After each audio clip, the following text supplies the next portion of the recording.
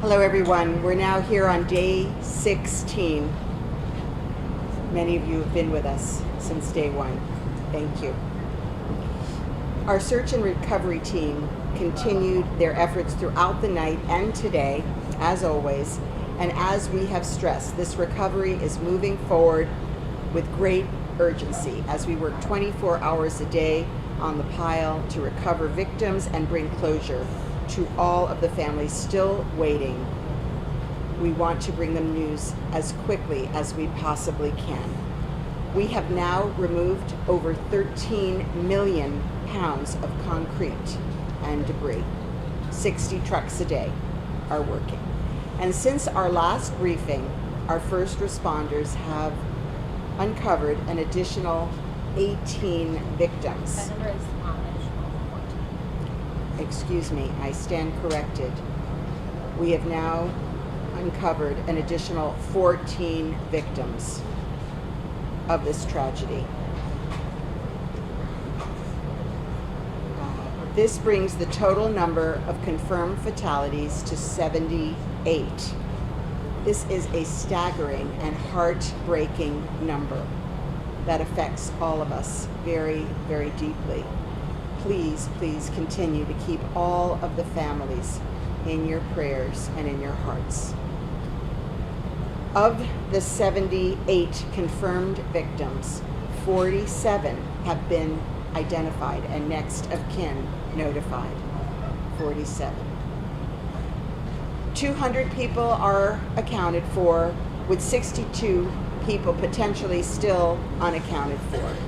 And our detectives continue to audit the list as they've done, verifying every single report that we receive and working to identify those who may have been recovered as quickly as possible so we can get accurate information. Today, the Broward Medical Examiner's Office has come on site to assist us with personnel. The Miami-Dade Medical Examiner is doing everything. They're fully staffed and they're working as fast as they can, but it is very, very valuable and critical that we provide some relief to those men and women working in the medical examiner's office doing this vital work. And so we're very grateful to the support from Broward County to help us allow our teams to rotate more frequently. All those who have passed, all 78, are leaving behind loved ones. They're leaving behind devastated families. The magnitude of this tragedy is growing each and every day. It's an aching hole in the center of this close-knit family here in Surfside, a beautiful, small, close-knit community.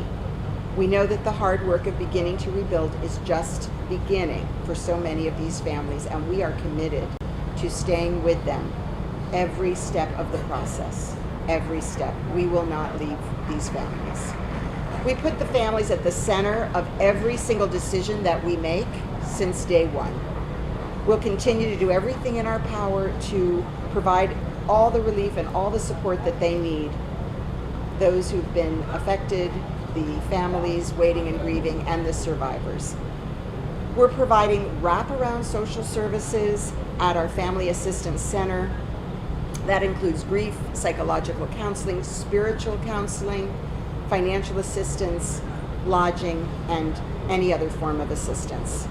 And I also want to highlight that the State Department of Financial Services has a table at this Family Assistance Center for insurance questions, which many of our families have, and so they are there as well to assist. Also, as we discussed yesterday, the mental health and well-being of our first responders is also a key concern for all of us, and it is an urgent priority. Since the morning of day one, just hours after the collapse, our critical incident stress management team was on site, and we have rapidly added to that team with additional state and national resources in the following days. We also have peer support personnel assigned 24 hours a day at our fire stations. So there is support for all of our men and women working this site. We know that there will be long-term impacts as well for those on the front lines following this tragedy, and our teams will continue to provide support to them as well. They have given so much of themselves in the past 2 weeks, and we know in the months and years ahead they will continue as well to experience impacts from what they've seen and done. I also want to thank the Small Business Administration for their incredibly hard work and their partnership in providing support to the local businesses and families that have had an impact from this tragedy. And through their outreach, there have already been 68 applications received, including 40 from the business community. The National Institute of Standards and Technology, NIST, has made very significant progress in tagging and transporting pieces of forensic evidence from the pile. They've now collected over 200 pieces of evidence, and they recently deployed a scientist from the Physics Measurement Lab in Washington to assist with analysis. So please join me in continuing to pray for the families, those who have lost, those teams who haven't stopped since day one. Buenos días, aquí estamos en el día 16. Los equipos ahora han eliminado más de 13 millones de libras de concreto y escombros. Desde nuestra última sesión, nuestros primeros en responder han descubierto a otras 14 víctimas de esta tragedia. El número total de muertes confirmado es 78. Por favor, mantengan a todas las familias en sus corazones y oraciones. De las 78 víctimas confirmadas, 47 han sido identificadas y sus familiares notificados. Todos estos 78 dejan atrás a seres queridos y familias devastadas. La magnitud de esta tragedia crece cada día y es un agujero doloroso en el centro de esta hermosa y unida comunidad de Surfside. Sabemos que el trabajo de comenzar a reconstruir apenas está comenzando para muchas de estas familias y estamos comprometidos a estar aquí con ellos en cada paso de este proceso hasta el futuro. También sabemos que habrá impactos a largo plazo de aquellos en la línea luego de esta tragedia y nuestros equipos continuarán brindando apoyo a los hombres y mujeres que han dado tanto de sí mismos en las próximas semanas, meses y años. Continúe orando por las familias, por aquellos que hemos perdido y por los equipos que no se han detenido desde el primer día. Gracias a todos.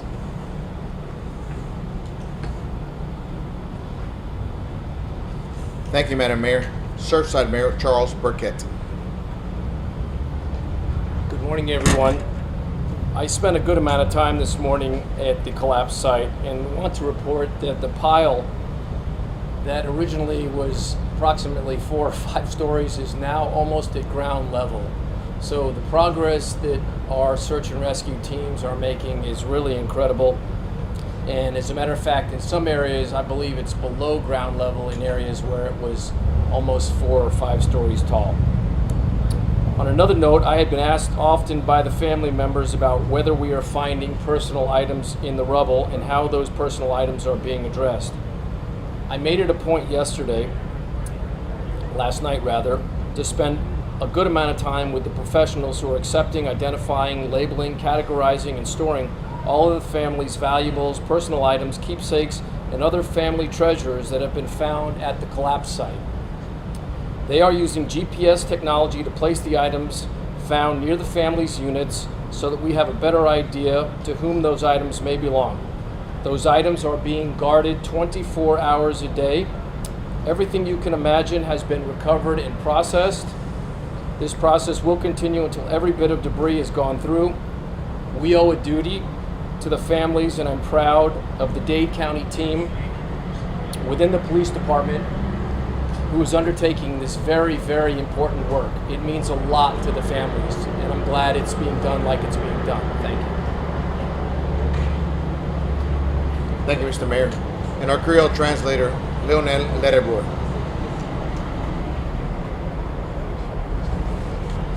Mesdames, Messieurs, bonjour. Jeudi encore, nous retournons. Ça fait le 16e jour depuis nous retourner sur place. Et après des là, nous continuons à travailler 7 jours sur 7, 24 heures sur 24. Et gagner 13 millions de tonnes de débris qui déjà sortis sur ce site-là. Et depuis la dernière fois nous parlons, il y a 14 cas de décès que nous arrivés joindre qui est additionnel. Ça portait le nombre de décès à 78, 47 déjà identifiés, 200 personnes que nous déjà connaissons qui l'a toujours, et monde qui nous pouvons retrouver environ 62. L'équipe de recherche nous continue à travailler pour assurer que 62, ça effectivement, c'est des gens qui étaient dans le building là dans le moment où ils tombent. Nous continuons à demander pour tout le monde continuer à prier pour l'équipe noire et puis prier pour la famille qui a fait face à un moment difficile ça. Et Broward County, il y a un médecin législatif avec toute l'équipe qui est venue sur place, qui a travaillé avec l'équipe noire, qui fait que nous renforçons l'équipe là, nous avons plus de monde qui travaille et nous sommes capables de travailler plus vite. Et nous avons toute l'équipe nous là qui toujours continue à supporter nous, au logement, au assistance financière, au conseil sur le plan spirituel et à tous les niveaux, de sorte que nous sommes capables de traverser ces moments difficiles ça. Pour le moment, nous avons dit que tout effort nous concentré sur aider les familles, parce que famille c'est déjà point central effort que nous avons mis en œuvre pour le moment. Nous avons fait tout ça capable pour nous capables d'apporter à la fois support et encouragement et soulagement à eux-mêmes. Merci à vous. Thank you, Mr. Letterboard. We're going to start the questions and answers, and as usual, customary, we're going to go ahead and raise our hand, wait till you're called upon. And we have Miami-Dade Fire Chief here, Alan Kaminsky, as well, and Miami-Dade Police Department Director, Freddie Ramirez. We'll start with the gentleman here in the corner. Yes, Chief Kaminsky. We've heard and you've talked about the importance of emotional support for people working the pile. I know the clergy's been there, chaplains have been there. Do they also pick each other up and describe how they're working with each other to support each other as they work? Yes, our mental health is critical. You know, obviously the stress that we're encountering, the hours, the efforts, you know, that all the firefighters, first responders are putting in, you know, it's essential. And part of that is communicating, talking. And yes, one of the most uplifting is communicating amongst each other and just, you know, discussing situations, things they're encountering. You know, it's important for us to be open and talk, not to keep things in. You know, as well as having all our different staff and personnel and professionals as well to assist. But definitely the interaction amongst each other is critical as well. We're going to go here and then follow it up with you, sir. Chief Kaminsky, this question is also for you. I have heard reports that a frontline worker was injured from debris or machinery. Can you confirm that over the past 24 hours? Yes, over the past 24 hours, we did have two individuals, you know, that were injured. One was cardiac in nature and was transported to the hospital and is in stable condition. The other individual was one of the task force members, which was received a laceration, did require some sutures, but is stable and doing as well, all right as well. Chief, this is also for you. I know that there's been a lot of talk about folks being found in bed, but I'm wondering if you might be able to describe where the latest people were found, and also if there's any indication that there were people perhaps at stairwells or trying to get to the elevator to sort of, you know, show what the last moments might have been for these people's lives. Well, we're definitely locating victims all throughout the rubble pile. We do focus because of the time frame, you know, what occurred in regards to the dispatch, how we arrived, individuals possibly exiting through stairwells. So that's always our primary focus.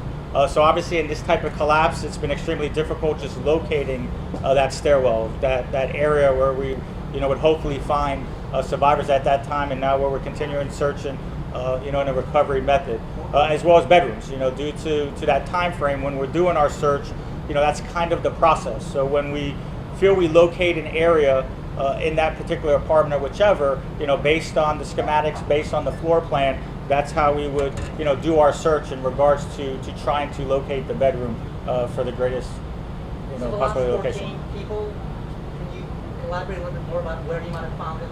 I couldn't be specific where they were located. Obviously we're communicating with the family in different aspects as well.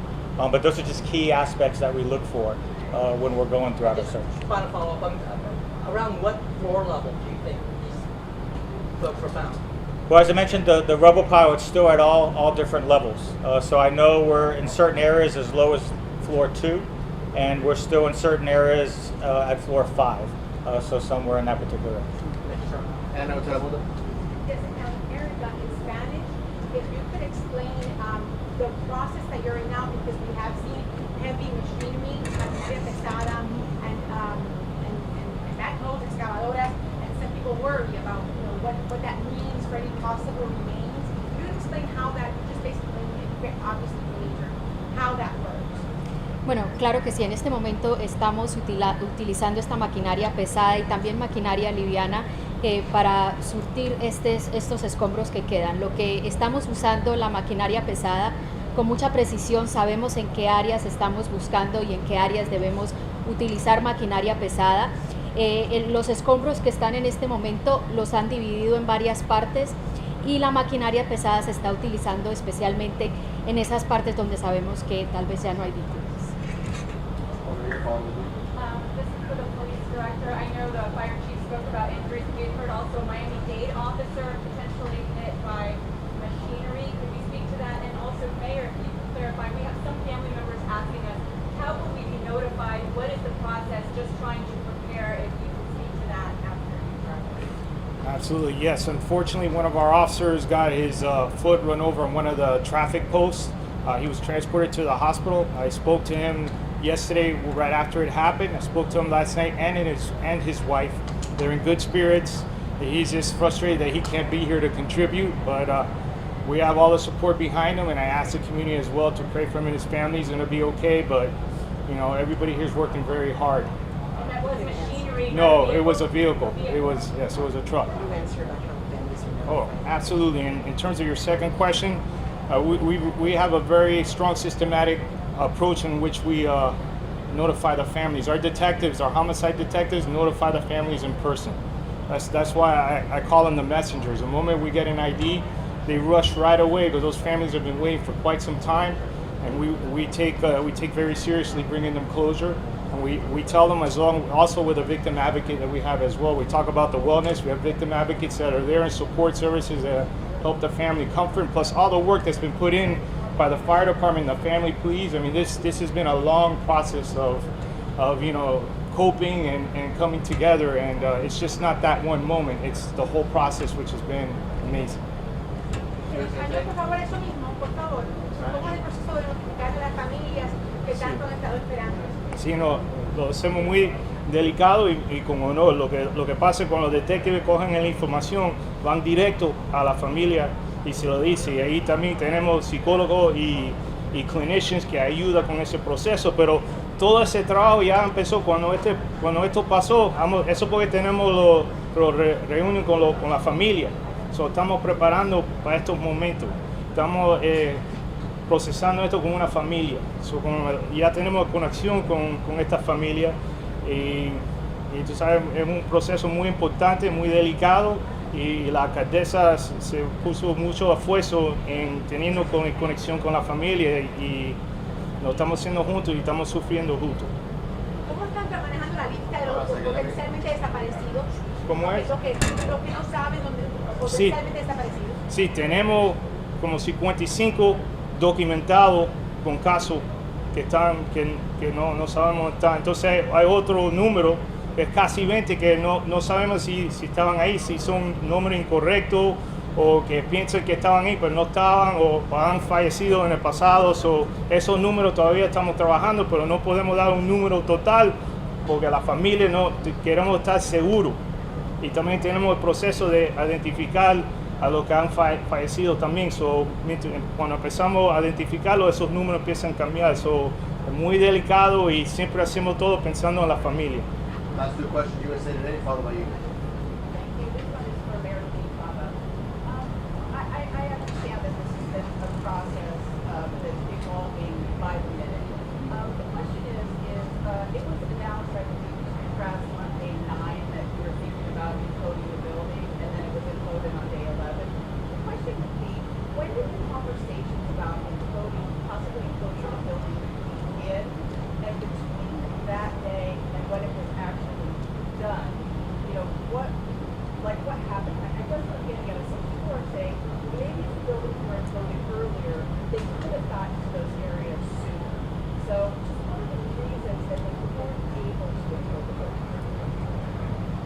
think from the very beginning, there was concern about the stability of that front tower. So the engineers were investigating and considering every option. And at that time, we did not know of the rapid implosion method. And so it was considered that it would take, you heard it, weeks to accomplish. So we continued our search while we also continued exploring the demolition. When we did not learn of this rapid demolition method until right after I announced here at a press event that it was going to take weeks. So the engineers had been meeting right after that with the company that was capable of doing this, and when they were satisfied that this would be safe and a good alternative, we proceeded with all due haste to get it done. So the initial conversations about imploding a building, when did those begin? On what day? You know, like I say, it was always part of the equation. As to exactly when it was decided that very night, and then the work commenced immediately. Again, as a possibility that would need to be conducted, but something that we thought at the time, with the advice of our engineers, would take a while before it could be accomplished.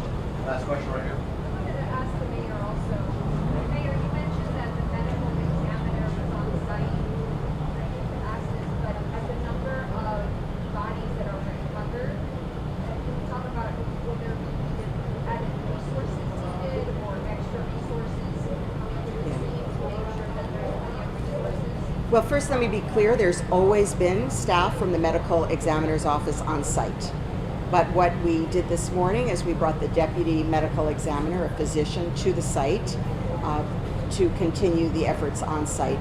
And again, we do not have a resource problem in our medical examiner's office, but we had the opportunity to ask Broward to assist us so we could give some relief to our staff, and that started today. It was requested last night and they arrived today.